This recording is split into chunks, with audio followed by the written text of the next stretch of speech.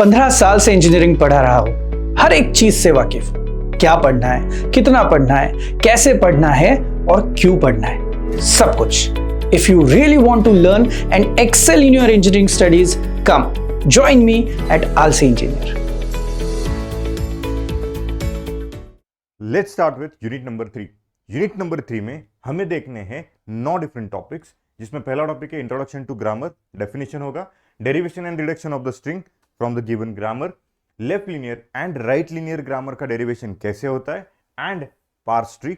उसके बाद में होगा ambiguous grammar and context free languages, simplification of grammar, normal forms, pumping lemma and closure properties, decision properties and CYK algorithm and last topic is the Chomsky's hierarchy. तो चलो हम लोग start करते हैं एक एक टॉपिक से। आपका पहला जो टॉपिक है इंट्रोडक्शन ऑफ ग्रामर, जिसमें हमको देखना है डेफिनेशन। कंटेक्स्ट फ्री ग्रामर का जो डेफिनेशन है वो है क्वाड्रपल डेफिनेशन। क्वाड्रपल डेफिनेशन में मतलब जिसमें 4 एंटिटीज होंगी जिसके थ्रू हम ग्रामर को डिफाइन करेंगे, and this 4 entities are VTPS। वो 4 एंटिटीज क्या है? VTPS, V stands for set of variables. आपके ग्रामर में होंगे variables. T is the set of terminals और इनपुट अल्फाबेट्स। आपके ग्रामर में लैंग्वेजेस में जो भी इनपुट अल्फाबेट्स होते हैं उनको अभी हम लोग बोलेंगे सेट ऑफ टर्मिनल्स, और उसको रिप्रेजेंट करेंगे सेट ऑफ कैपिटल T से। Set of production rules. आपका ग्रामर क्या होता है? ग्रामर होता है सेट ऑफ प्रोडक्शन रूल्स। ये ध्यान में रखना है आपको। Grammar is set of production rules. तो प्रोडक्शन रूल्स यानी more than 1 production rules are there, उनका जो सेट होगा वो होगा आपका P। S is called as the start symbol. जैसे हमने फाइनाइट ऑटोमेटा में हम लोग Q0 इनिशियल स्टेट से शुरू करते थे, वैसे ही यहां पे हम लोग शुरू करने वाले स्टार्ट सिंबल S से।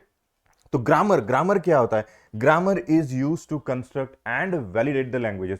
हम लोग रियल टाइम में भी ग्रामर सीखते हैं। इंग्लिश का ग्रामर होगा, मराठी का ग्रामर होगा, हिंदी का ग्रामर होगा। तो ग्रामर बेसिकली होता क्या है? ग्रामर होते हैं रूल्स, और जिन रूल्स को यूज करके कोई भी सेंटेंस अगर आपको बनाना है या फिर कोई भी सेंटेंस अगर आपको वेरीफाई करना है तो ग्रामर वहां पे आपकी हेल्प करता है। सेम वे आपके जो प्रोडक्शन रूल्स होंगे कैपिटल P सेट में, उन प्रोडक्शन रूल्स का यूज करके आप कोई भी लैंग्वेज ऑफ कंप्यूटर बना सकते हो।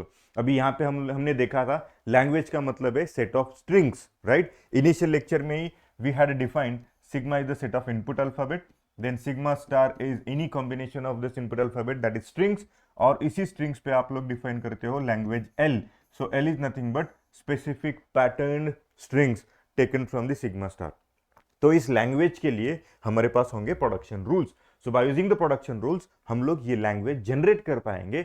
लैंग्वेज मतलब इस लैंग्वेज में बिलोंग करने वाले वर्ड्स, इस लैंग्वेज में बिलोंग करने वाले स्ट्रिंग्स, या फिर इस लैंग्वेज के जो भी वर्ड स्ट्रिंग्स होंगे उनको वैलिडेट करने का काम हम लोग प्रोडक्शन रूल से करेंगे। तो derivation and the reductions of the string. यहां पे एक एग्जांपल दिया है ग्रामर का, जो हमने लास्ट पीपीटी में VTPS देखा था, capital V, capital T, capital P and capital S। So what is the VTPS इस केस में? तो आपको ये जो दिखाई दे रहा है S gives you AB, this is one production rule. Then S gives you BA, ये जो वर्टिकल डंडा आपको दिखाई दे रहा है ना, वो होता है और का सिंबल। वो किसका सिंबल होता है? और का। इस ग्रामर को अगर मुझे इन डिटेल लिखना है इन टर्म्स ऑफ VTPS, तो मेरा क्या ग्रामर होगा? V इज इक्वल टू, हमने क्या देखा था? V is equal to set of variables. Variables मतलब जिसमें आप वैल्यू सब्स्टिट्यूट कर सकते हो, जिसमें आप डेफिनेशन सब्स्टिट्यूट कर सकते हो। तो यहां पे लेफ्ट साइड में जितने भी कैपिटल लेटर्स होते हैं उन सब कैपिटल लेटर्स को हमें बोलना है वेरिएबल्स। तो S, capital A and capital B, this 3 are variable, क्योंकि S gives you small a capital B, मतलब S की जगह पे आप small a capital B substitute कर सकते हो। S gives you small b capital A, so this is another rule, यानी S की जगह पे आप BA इस चीज को सब्स्टिट्यूट कर सकते हो। सो और ज्यादा कुछ कंफ्यूजन अगर नहीं चाहिए तो हम लोग लिखते हैं ना x इज इक्वल टू 3, तो इसमें हम लोग क्या बोलते हैं? x आपका वेरिएबल होता है। क्यों? क्योंकि x में आप 3 वैल्यू सब्स्टिट्यूट करने वाले होते हो। x गिव्स यू 3, इसको मैं अगर अलग तरीके से लिखता हूं x गिव्स यू 3, तो इसका मतलब क्या है? जहां पे कहीं पे x होगा वहां पे हम लोग 3 सब्स्टिट्यूट करेंगे। वैसे ही यहाँ पे जहां पे कभी S होगा वहां पे हम लोग A capital B, small b capital A, जहां पे कहीं पे कैपिटल A होगा वहां पे स्मॉल a, या फिर A कैपिटल S, या फिर B capital A capital A, जहां पे कहीं पे B होगा वहां पे B, BS और ABB, इन सब स्ट्रिंग्स को या फिर इन सब कॉम्बिनेशंस को हम सब्स्टिट्यूट कर पाएंगे। दैट्स व्हाई आपका जो कैपिटल V होगा सेट ऑफ वेरिएबल, वो होगा आपका capital S, capital A and capital B। Set of variable. Now set of terminals, T is equal to what, आपके जो इनपुट सिंबल होते हैं, स्मॉल लेटर्स वाले जो सिंबल्स होते हैं, जिससे आपका स्ट्रिंग बनता है, जिससे आपकी लैंग्वेज बनती है, उन सिंबल्स को हम लोग बोलेंगे टर्मिनल सिंबल्स। तो यहाँ पे अभी एक एग्जांपल दिया है वर्ड का, तो यहाँ पे कौन सा वर्ड है, ए बी बी ए, तो ये किससे बना है, small a and small b. So इस ग्रामर में जो small a and small b है उनको हम लोग बोलेंगे terminal symbols. Small a and small b are terminal symbols. देखो ग्रामर में capital letters are called as the variables and the small letter small a small b these are called as the terminal symbol. अभी आपका production rule का जो सेट होगा capital P, वो क्या होगा, उसमें पहला प्रोडक्शन रूल आपका होगा S gives you small A capital B, उसके बाद में S gives you small B capital A, उसके बाद में होगा A gives you small A, उसके बाद में A gives you A S, उसके बाद में होगा A gives you B capital A, उसके बाद होगा capital B gives you small B, capital B gives you B capital S and capital B gives you small A capital B. तो ये जो आपका पूरा सेट है कैपिटल पी, जो यहाँ करली ब्रैकेट से शुरू हुआ और यहाँ पे खत्म हुआ है, इसके अंदर कितने प्रोडक्शन रूल्स है, 1 2 3 4 5 6 7 8 प्रोडक्शन रूल्स है। उन रूल्स का जो सेट है that is called as the set of production rules. इन्हीं प्रोडक्शन रूल से हम लोग कोई भी स्ट्रिंग जनरेट कर सकते हैं या फिर कोई भी स्ट्रिंग वैलिडेट कर सकते हैं, राइट। सो ये हमारे हो गए ग्रामर के रूल। और हम लोग जब डेरिवेशन शुरू करेंगे तब हमें किस सिंबल से शुरू करना चाहिए, वो होता है आपका S. So capital S is your start symbol. So इस ग्रामर में भी हम लोग जब ग्रामर लिखते हैं तो उसका एक नोटेशन होता है, पहला जो आपका रूल होता है उसका पहला जो सिंबल होता है that is always your start symbol, that is always your start symbol. हर बार वो एस से ही शुरू हो ऐसे बिल्कुल भी नहीं है, दूसरा कोई भी वेरिएबल वहां पे हो सकता है। So in that case that S will be E, S will be P, S will be M, S will be L, any symbol can be there. लेकिन आपके ग्रामर में जो सबसे पहला वेरिएबल होता है वो होता है आपका स्टार्ट सिंबल। स्टार्ट सिंबल का काम क्या होता है, स्टार्ट सिंबल का काम होता है आपका जो डेरिवेशन है उस वेरिएबल से ही शुरू होना चाहिए। Let's see one example. अभी यहाँ पे एक एग्जांपल दिया है आपको एंड वो एग्जांपल क्या है, w is equal to 3a और उसके बाद है 2 स्मॉल बीज, उसके बाद है a, then again small B and a। ये स्ट्रिंग हमें जनरेट करनी है बाय यूजिंग दिस ग्रामर, हमें ये स्ट्रिंग जनरेट करनी है। So derivation is stand for form string and reduction stand for check string. Okay, तो डेरिवेशन देखो, डेरिवेशन कैसा आएगा, तो डब्ल्यू एस गिव्स यू, हम लोग यूज करेंगे बी ए क्योंकि your string is A B, your string is starting with this, so A capital B, next is A, फिर बी की जगह पे हमें फिर से ए चाहिए तो बी से कौन सा रूल यूज होगा, ये वाला ए कैपिटल बी। सो ये दो a they are the terminal symbol, तो वो terminal symbol as it is रहेंगे। And then next this b again we want a, तो फिर से हमें कौन सा रूल यूज करना पड़ेगा, ए कैपिटल बी और ये बी एज इट इज, तो 3 बीज यहाँ पे आ गए। नेक्स्ट इज अभी हमारे ये 3 टर्मिनल सिंबल्स हो गए ए, उसके बाद ये बी आना चाहिए तो बी को हम लोग डायरेक्टली सब्स्टिट्यूट करेंगे, B gives you small B, उसके बाद फिर से बी आना चाहिए तो इस बी को भी हम लोग डायरेक्टली सब्स्टिट्यूट करेंगे स्मॉल बी। अभी इस बी को हमें सब्स्टिट्यूट करना है, स्मॉल ए आना चाहिए तो हम लोग यूज करेंगे ये वाला rule, so this is A capital B. Okay, तो इस बी की जगह पे ये भी आ गया, इस बी की जगह पे ये भी आ गया और इसके जगह पे ये पूरा ए बी भी आ गया। Next is 3a then b a. अभी ए के बाद हमें चाहिए 1 2 3 बीज, राइट, तो इस बी की जगह पे मैं डाल रहा हूँ स्मॉल बी, ठीक है, and then this capital B. Next line is A B A. Now ये कैपिटल बी की जगह पे हम लोग सब्स्टिट्यूट करेंगे बी एस। क्यों में बी एस हमने यूज किया, क्योंकि एस से ही आपको ए बी मिलने वाला है जो आपका नेक्स्ट ए होने वाला है, ये बी ए वाला जो पार्ट है, लास्ट में आपको क्या चाहिए, small a, so small a you can get from the B a and a gives you small a, that's why. So ये बी एस हो गया। Next line is 3a 2b a b और फिर S की जगह पे आएगा small B capital A और फिर A B B and here you will substitute a. So in this way what we have done, this is called as a derivation. Okay, so this is called as derivation. ठीक है, this is called as derivation. Reduction कैसे होगा, इसका उल्टा, यानी हम लोग string से शुरू करेंगे और अपवर्ड डायरेक्शन में आएंगे, सो ये डाउनवर्ड डायरेक्शन है, that is called as the derivation. और जब आप अपवर्ड डायरेक्शन में जाओगे, this is called as reduction. Okay, हम लोग इसको बोलेंगे रिडक्शन। तो रिडक्शन से क्या होगा, आपकी जो स्ट्रिंग थी उसको आप अप डायरेक्शन में जाओगे, यानी ये स्मॉल ए को आप कैपिटल ए से सब्सटीट्यूट करोगे, फिर आपका जो बना था बी ए उसको आप कैपिटल एस से सब्सटीट्यूट करोगे, फिर ये जो बी था उसको आप कैपिटल बी से सब्सटीट्यूट करोगे। सो ऐसे करते करते आपका स्ट्रिंग छोटा छोटा छोटा होते जाएगा and at the last you will get capital S. अगर आप सक्सेसफुली कैपिटल एस तक पहुंच जाते हो in reverse way, then this string is correct, this string is correct, this string is verified, ऐसे उसका मतलब होगा। और जब आप ऐसे शुरू करके उसको सॉल्व करते करते करते नीचे आओगे और जब आपका स्ट्रिंग बनेगा, this is called as derivation. Upward जाओगे तो this is called as reduction. Okay, got this? Now we will see the ambiguous grammar and the language, contextual languages. Ambiguous grammar, grammar क्या होता है? अगर कोई भी ग्रामर जब आप सॉल्व करते हो उसके लिए आपको more than one parse trees अगर मिलते हैं, तो I will come back here कि पार्स ट्री होता क्या है। इसमें एक और चीज दिखाता हूँ, हम लोग जो डेरिवेशन कर रहे हैं उस डेरिवेशन को आप ट्री के फॉर्मेट में भी दिखा सकते हो and that tree format is called as the parse tree. तो इसका पार्स ट्री बनेगा कैसे? तो here I am writing parse tree. तो पार्स ट्री जो हमने अभी डिराइव किया था उसको मैं ट्री के फॉर्मेट में लिखूंगा, एस गिव्स मी, मैंने पहले क्या लिखा था, एस को ए बी लिखा था, so S is derived as a capital B. उसके बाद में B is derived as a B b, so B को मैंने डिराइव किया a capital B capital B. उसके बाद में फिर ये बी डिराइव हो गया a B b again, so this is a, then this is b, this is b. Okay, उसके बाद में ये जो b है उसको हम लोगों ने b सब्सटीट्यूट किया, इसको भी हमने b सब्सटीट्यूट किया, फिर इसको हमने सब्सटीट्यूट किया ये b को bs, फिर ये बना आपका b एंड देन ये s बना, फिर s को हमने सब्सटीट्यूट किया ba, तो ये आपका b बना और ये आपका कैपिटल A बना and then this capital A become small a। So ये हमने डिराइव किया।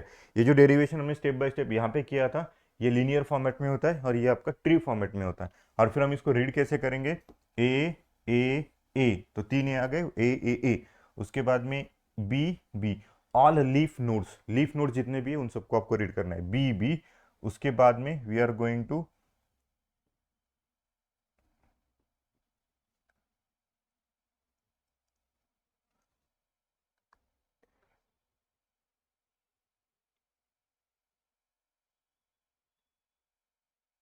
हाँ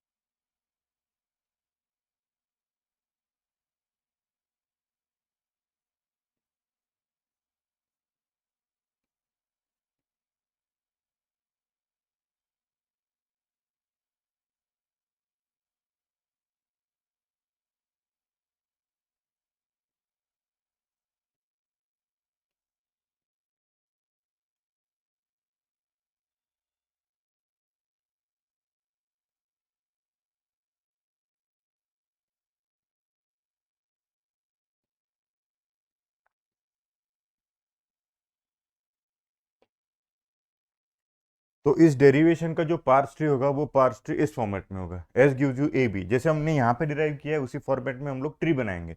S gives you A B, तो S gives you A b मैंने लिखा, फिर मैंने बी को एक्सटेंड किया ए बी बी, बी को एक्सटेंड किया a B b, then this B is substituted as again a B b, तो ये यहाँ पे ए बी बी आ गया। Now this B is put as a b, this B is put as a b, जो यहाँ पे लिखा है देखो, बी की जगह पे बी आ गया, बी की जगह पे बी आ गया, और फिर ये बी को हमने ए बी बी लिखा, तो ये वाला जो बी है उसको हमने फिर A B B as an extend किया, फिर ये बी को हमने बी सब्सटीट्यूट किया, इसको बी सब्सटीट्यूट किया, ये जो एस था इसको हमने b a and then finally a, ये वाला जो पार्ट है यहाँ पे ये डिराइव हो रहा है। तो ये जो स्ट्रक्चर होता है दिस इज कॉल्ड एज ना parse tree.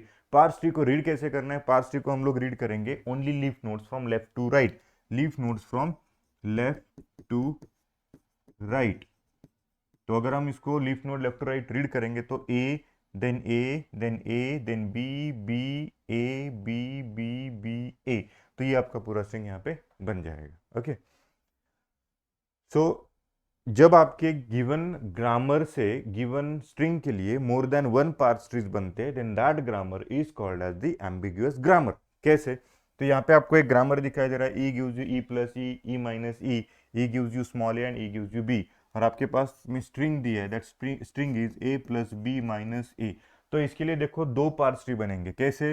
E gives you E plus E, correct, and then this e gives you e minus e। यहाँ पे रूल दिया है, e gives you e plus e, e gives you e minus e। उसकी वजह से मैंने e gives you पहले लिखा e plus e, और ये सेकंड जो e है इसको मैंने सब्सटीट्यूट किया e minus e, and then e is substituted as e, इसको मैंने पुट किया b और इसको मैंने पुट किया a, तो ये बना a plus b minus a। तो ये मेरा यहाँ पे स्ट्रिंग बन गया। ओके, इसको मैं और एक तरीके से सॉल्व करूंगा, और वो है मेरा e gives you e minus e, और फिर इस e को मैंने डाल दिया यहाँ पे e plus e, because e gives you e plus e और e माइनस e और a और b, दैट्स वाई। तो यहाँ पे फिर से आएगा a, इधर मैंने लिखा b और इधर मैंने लिखा a। तो इसको अगर मैं लीफ नोट्स को रीड करूँ तो ये बनेगा a plus b minus a। So same string again I got. लेकिन अगर आप ट्रीज देखोगे तो दोनों भी ट्रीज अलग अलग है, इसके लिए इस ग्रामर को हम लोग बोलेंगे एम्बिगुअस ग्रामर। जो ग्रामर आपको दो अलग तरीके के डेरिवेशंस देता है, फिर वो आपके पार्स ट्री हो या फिर लीनियर डेरिवेशन हो, उस ग्रामर को हम लोग बोलेंगे एम्बिगुअस ग्रामर। तो बच्चों, आपको आइडेंटिफाई करना पड़ता है what is the ambiguous grammar.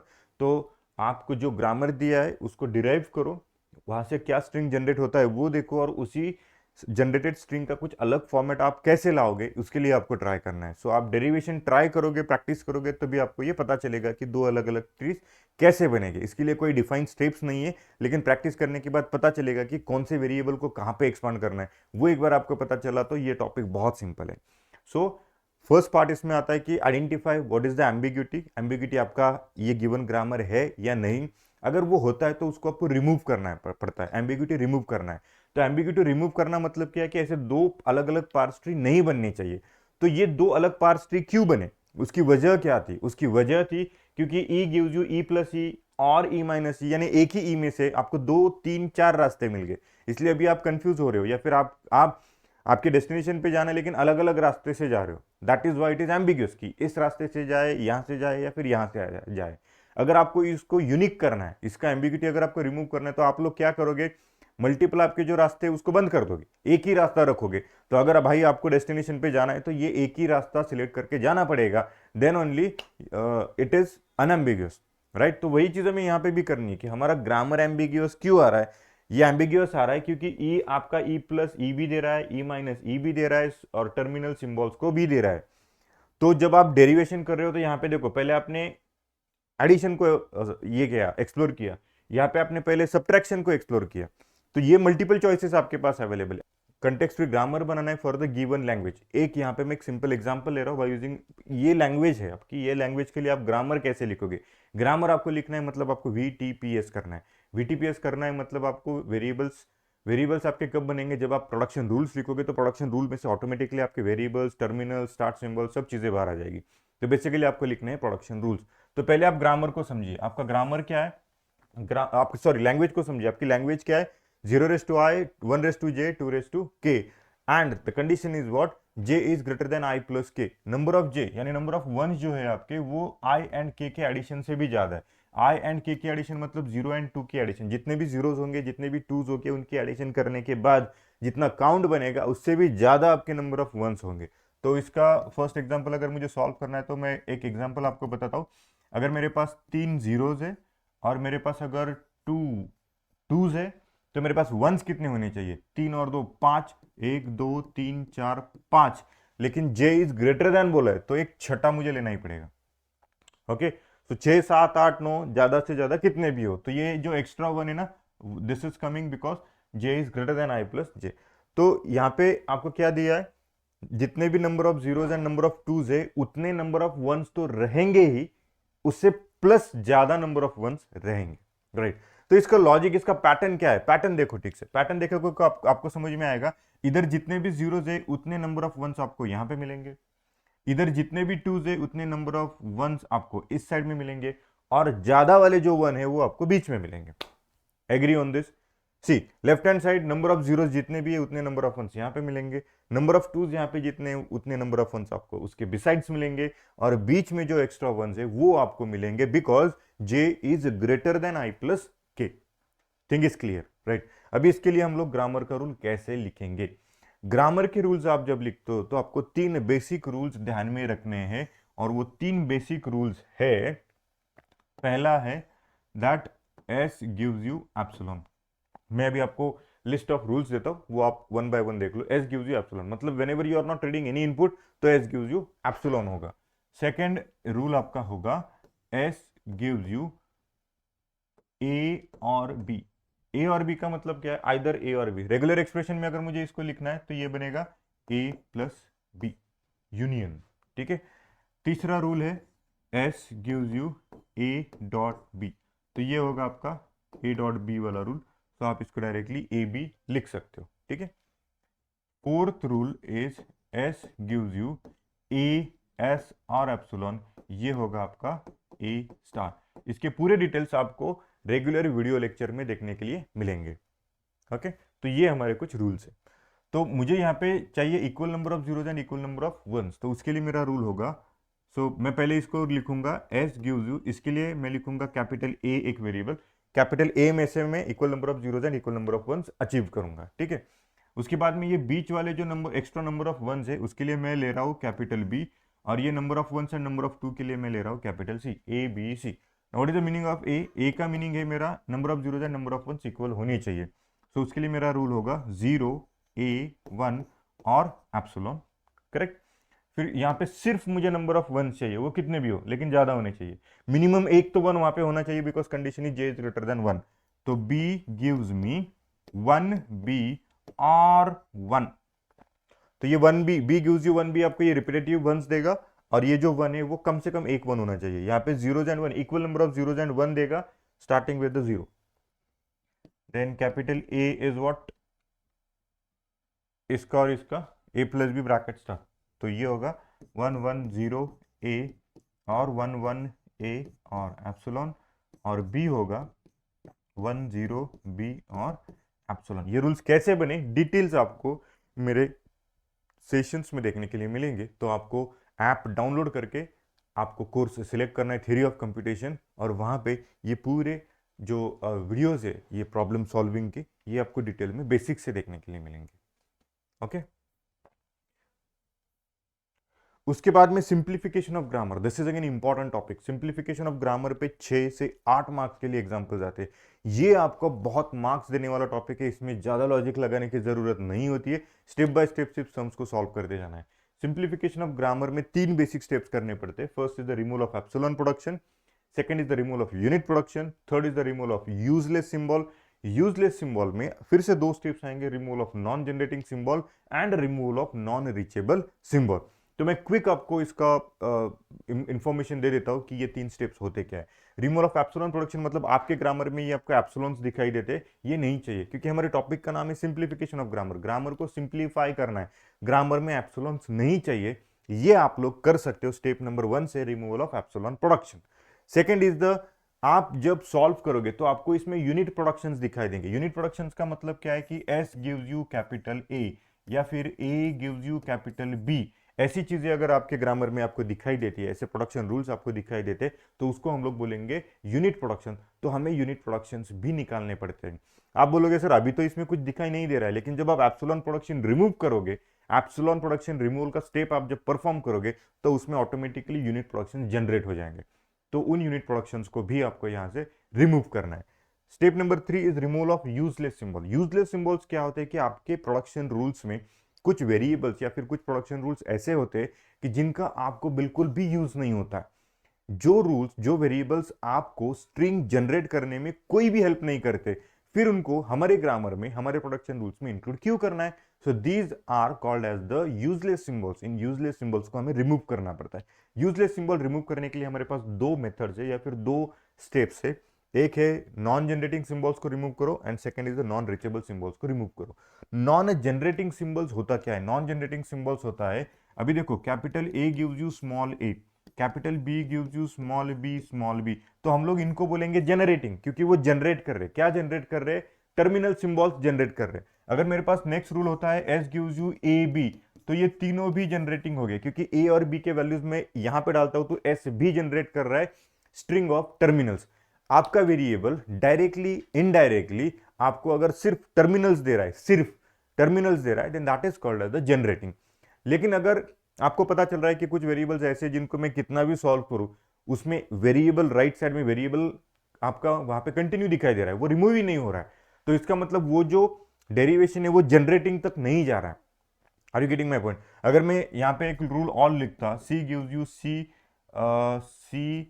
Small c and capital D, ऐसे मैंने लिखा, तो ये डी क्या है मुझे पता नहीं, क्योंकि कोई भी रूल इसमें नहीं है, तो मैं इसको कितना भी सॉल्व करूं ये सॉल्व ही नहीं होगा, तो in that case my C is non generating. समझ में आ रहा है? तो मुझे ऐसे वेरिएबल्स को निकालना है। नॉन रीचेबल का मतलब क्या है? नॉन रीचेबल के लिए आपको डिपेंडेंसी ग्राफ ड्रॉ करना पड़ता है। Dependency graph will help you to understand. Reachability का मतलब है कि एस से आप ए पे आ गए, कैसे आओगे? Suppose S gives you small A capital ए दिया है, इसका मतलब ए जनरेट हुआ कहां से? एस से, so S is generating A. Now A to B हम लोग रीच हो रहे हैं, because we have a rule A gives you small B capital B, तो यहां से बी जनरेट हो गया, लेकिन ये बी एंड ए दोनों भी एस से रीचेबल है। ओके आप देखोगे फ्लो, डिपेंडेंसी ग्राफ देखोगे तो we can call B as A reachable from S, A is A reachable from S. तो रीचेबिलिटी का मतलब क्या है कि वो एस से बन के आगे आ रहा है, that is called as A reachable. अगर एक नेक्स्ट रूल यहाँ पे होता है C gives you small B capital B, तो ये सी से हम लोग बी बना रहे, लेकिन ये सी ए से रीचेबल नहीं है, क्योंकि ये सी एग्जिस्टेंस में ही नहीं आएगा कभी भी। एस से ए बनेगा, हम लोग हर बार एस से ही शुरू करेंगे, राइट? तो एस से ए बनेगा, ए से बी बनेगा, सी कहां से बनेगा? सी बनेगा ही नहीं, क्योंकि उसका कुछ रूल ही नहीं है, एस के साथ उसकी कुछ कनेक्टिविटी ही नहीं है, then that is called as the non reachable symbol. तो उस नॉन रीचेबल सिंबल्स को हमें आपके प्रोडक्शन रूल्स से हटाना पड़ता है। So this process is called as simplification of grammar. इसके डिटेल एग्जांपल्स आपको मेरे कोर्स में देखने के लिए मिलेंगे, तो प्लीज आपको वहां पे जाके देखना पड़ेगा। नेक्स्ट जो टॉपिक है that is the normal forms. एक बार आपने ग्रामर को सिंप्लीफाई किया तो आपको क्या करना पड़ता है? ग्रामर एक किसी रिक्वायर्ड फॉर्मेट में लिखना पड़ता है, और वो रिक्वायर्ड फॉर्मेट होता है normal forms, right? So for analysis purpose and for application purpose आपका जो ग्रामर है वो नॉर्मल फॉर्म्स में होना जरूरी है। तो हमारे पास कौन से दो नॉर्मल फॉर्म्स है? We have two normal forms, one is called as the Chomsky's normal form and second one is called as the Greibach normal form. तो ये चॉम्स्कीज नॉर्मल फॉर्म है क्या? चॉम्स्कीज नॉर्मल फॉर्म का format है non terminal gives you non terminal non terminal, और non terminal gives you terminal. अगर ये format में आपका ग्रामर है then that is called as चॉम्स्कीज normal form. इसका एग्जांपल है S gives you capital A capital B, A gives you capital A capital S, B gives you capital B capital A, then S gives you small a gives you small a, capital B gives you small b। इस format में अगर आपका grammar है तो that grammar is called as the Chomsky's normal form. आप हर एक grammar के रूल यहाँ पे देखिए, non terminal gives you non terminal non terminal non terminal, यानी दो non terminal right hand hand side में चाहिए, या फिर एक टर्मिनल राइट हैंड साइड में चाहिए। अगर ये फॉर्मेट आपके ग्रामर का होता है then that is called as the Chomsky's normal form. इसके ऊपर आपको 6 से 8 मार्क्स के लिए एग्जांपल्स आते हैं, स्टेप बाय स्टेप सॉल्व करना है, very easy topic to solve this, ठीक है? इसका भी डिटेल आपको लेक्चर में मिलेगा। तो जब आप ये फॉर्मेट में सॉल्व करते हो, पहले आपका कंडीशन है कि आपका ग्रामर जो है वो सिंप्लीफाइड होना चाहिए, then only you can apply the Chomsky's normal form. Second format is nothing but the Greibach normal form. What is the Greibach normal form? Is Greibach normal form is non terminal gives you terminal dot और terminal non terminal bracket star.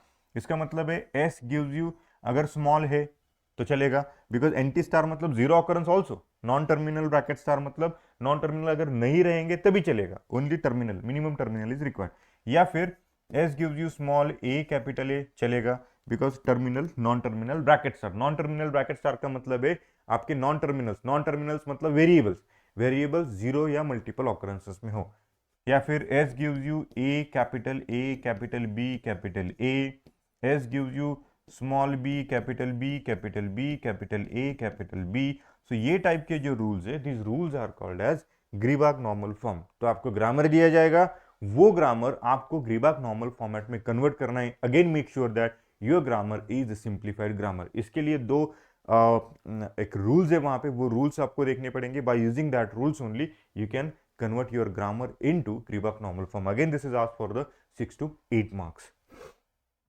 And दोस्तों last का topic है that is the Chomsky's normal form. It is very very important to understand Chomsky's normal form. जिसको समझ में आता है उसको थ्योरी ऑफ कंप्यूटेशन सब्जेक्ट समझने में बिल्कुल भी दिक्कत नहीं होगी।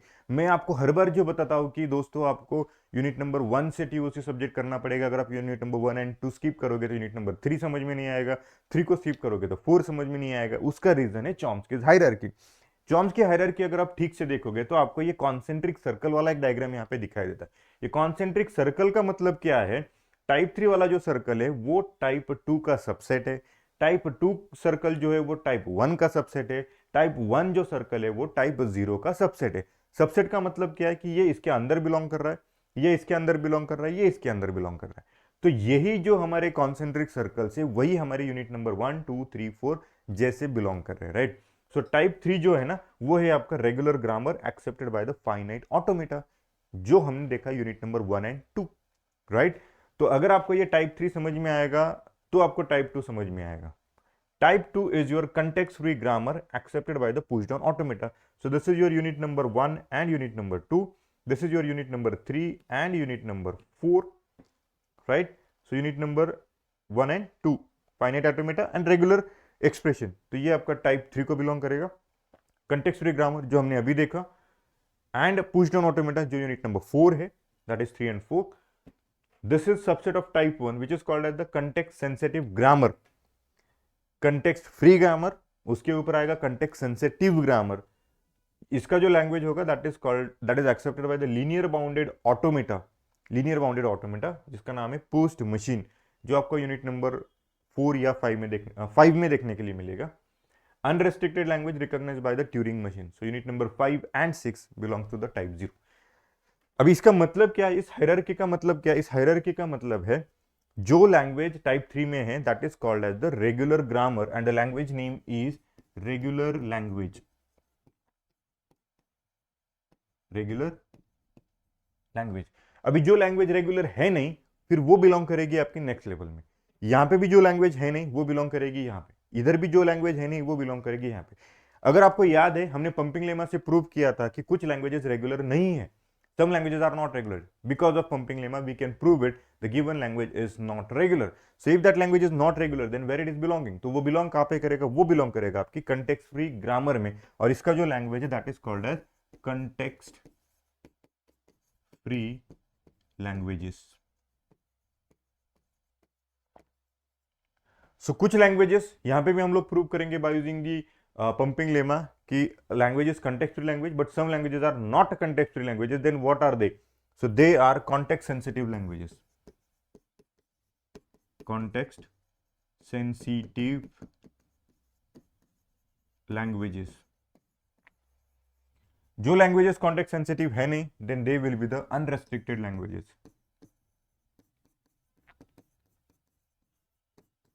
Unrestricted